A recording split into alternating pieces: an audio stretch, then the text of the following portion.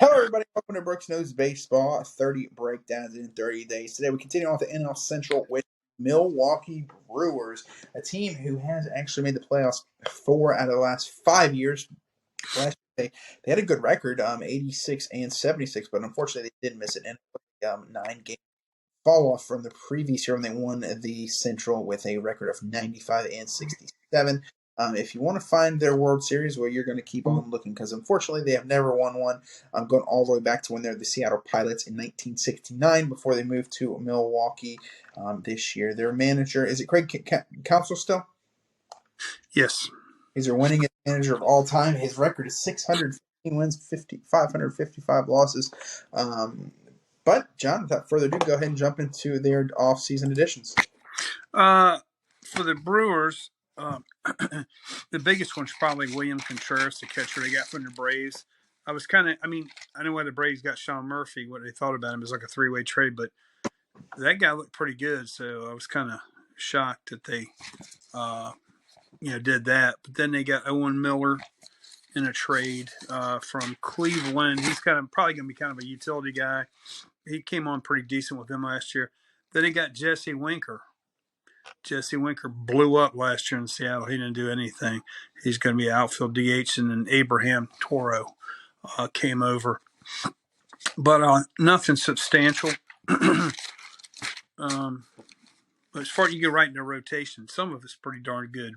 Burns led the National League in innings pitched, fastball, curveball, big spin on those. Brandon Woodruff, huh? Can you really mention Corbin Burns? Because how long is he going to be there? I don't know. I don't think maybe that long. What he's saying, I don't think he's good. After arbitration, he got really offended, So, I mean, his record speaks for itself. He's one of the better pitchers right now. He's the best pitcher. Yeah, and then you got, like I said, Woodruff. He had a 3.05 ERA, 107 WHIP, 13.04 record. Then it's in I don't know what order, Lauer, Peralta, and they got Wade Miley. I forgot to mention that on my acquisitions. But Wade didn't pitch much last year. Just made 8 starts. His numbers are good last 2 years. Wade Miley's had an up and down career, Sometimes he's good, sometimes he's not so good. Peralta, his fastball's declining, so that's not good. He had 18 starts. I think he had shoulder problems. 3.58 ERA, but he had a 104 WHIP. Lauer, 5-pitch mix guy, 29 starts, 3.69 ERA, 122 WHIP. And moving right on to their bullpen, unless you got something to say about starters. No, Corbin Burns, I think, is the best pitcher in baseball. They'll, if Peralta comes back healthy and Miley's healthy, they'll be in the running, Absolutely. For that division, especially. But you got Devin Williams, who's really showed up for USA and the WBC, but he's got to grow into the closer's role. He was a setup man. They got rid of Hader. I don't know if they'll get over getting rid of Josh Hader because he was electric, man. But he got blown up last year when he got traded. Yeah, well, I'd take him. Matt Bush, he's got to be getting old because I think he was a Padre, a Ranger. 37. In and out of, I think he was in a state institution for bad behavior, but I won't say that because I'm not sure, but I think he was. Pardon? The first overall pick for the Padres in 2000. And he was a bust because he got in legal trouble, I think, right? Yeah. Yeah. Matt Bush, he's got 97 mile an hour fastball. He's still serviceable. And then you got Hobie Miller, Javi Guerrero. He's got a 97 mile an hour sinker. Bryce Wilson, a Brave guy. Joel Payamps, Adrian Hauser. And then Peter Strzelecki, big slider guy, was I think he's an older rookie last year and had a pretty good year. Let's see. Yeah, it said he made his debut last year. Showed promise with his sharp slider. But that's pretty much their bullpen. I guess their bullpen's kind of an average bullpen, depending on Devin Williams. Because even in WBC, he's setting up. He's not closing, Yeah, but yeah. But maybe one of the other guys like Strzelecki will become a closer or something. Who knows? Do you have anything else to say about their pitchers or rotation before we go ahead and move on to the catcher? No. All right, William, not Wilson, sorry, William Contreras. Last year only played 97 games last year. He did have a positive 2.4 WAR, 278 average, and a 20 home runs. So good amount of home runs in limited action, just under Yeah. at bats. So he's good offensive. He strikes out a ton. Um, he's he's he's definitely something to build around. yeah, and he's not old. He's 24 years old or 25 years Right. old. And if they come out of Brave system, they're solid. And he proved limited sample size last year. Well, Yeah, half as. yeah. Uh, Moving on to first base is your favorite player, Rowdy Tellez. yeah, he basically strikes out a lot. Doesn't hit 219 hitter, clogs up the bases, but he did hit 35 home runs. So that's a good thing. He has no average. His average dipped last year from 242 to 219. Yeah. So we'll see what his power increase. So, Now, but that's the first time he's ever played a full season last year. second base is a little bit of a quandary. I'm here, and it's probably going to go. You know what? I didn't mention. Yeah, I forgot to mention they acquired Brian Anderson from Marlins. Last couple of years, he's been hurt. He may get some outfield time, but being as they got him, Urias played third base mainly last year, but he's originally, I believe, a second baseman. Him and his brother do the same things. Wow. Anyway, uh, so I'm hearing they're probably going to move him to second, but they said Brian Terang. I Right, guess you Bryce. right? Bryce. Right, yeah, Terang, right? Yep, Um, they said he could work up there. I think he's a shortstop, but they may move him a second. I guess they got a lot of combinations here. Then you get a third. last year. Um, Pardon? Sorry, to cut you off. Terang in 130 games, like 286 in AAA. He didn't strike Yeah, out that much, and he has decent power for a AAA guy hitting 13 home runs. I don't know how much that will translate into the bigs, maybe 10 to 15, maybe. But his average is good enough where he could be a serviceable second baseman. yeah, he's got an outside shot to be there, but they could move. Anderson could go to the outfield some days, and maybe Urias could go back to third if they keep Terang, and maybe he could play some second. Who knows? So third base, I guess, will be Brian Anderson or Urias. Yep, Uh, but what shocked me is shortstop Willie Adames. Did I read correctly? He had 31 home runs last year. he did. Mercy, where'd that come from? Well, Brady Anderson. you hear me? But, huh? No, he hit 25 the year before. He hit 20 in 2019. Okay, well, he had a 4.3 WAR, and so he was a Tampa guy. High, He had to trade. high strikeout guy. Yeah. 20, he He struck don't 36% of the time. he don't have much of an average either, does he? Yeah. Um, moving on the outfield, they brought up Garrett Mitchell late last year. Elite speed, strikes out a ton. Did I read this right? Like 40% of the time or something. Yeah. I don't know. Let me see exactly what it is. So looking at his stat, 41% of the time. Yeah, yeah. He's probably going to develop. I hope Lead off, that's Chris Davis numbers. yeah, lead off kind of guy. Then let's Leadoff, before I get to leadoff guy. He strikes out 40% of the time. well, I said develop into leadoff guy. That's what I'm hearing.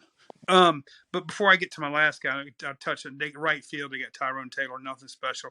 233, 17 home runs, good plus defense. But way I read, he's probably just there until some of the prospects are ready. He's a placeholder. But who I really want to get to is left field, Christian Yelich.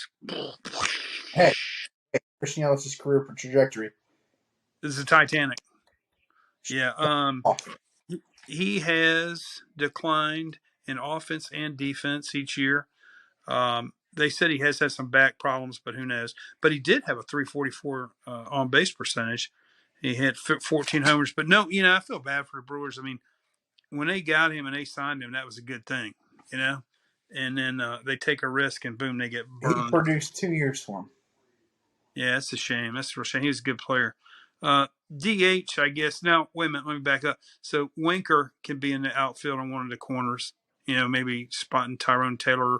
In a DH, they got Luke Voigt, and they said he's had a recent power surge in spring training, and he's had his moments. But him and Winker, I guess some combination will be the DH if Voigt actually makes the team.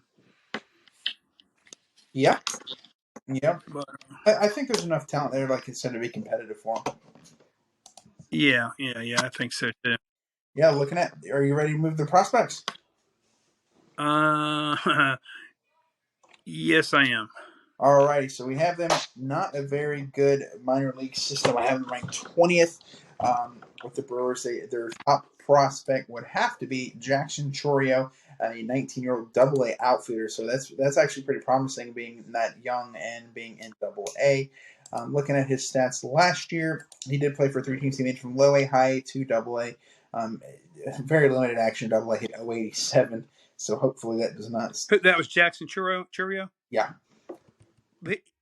How many games did he play? he played. 99.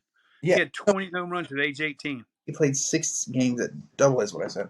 Was he a Dominican? Yeah, because they just signed him. So yeah, but he is 6'1", 160 pounds. He'll probably get more power.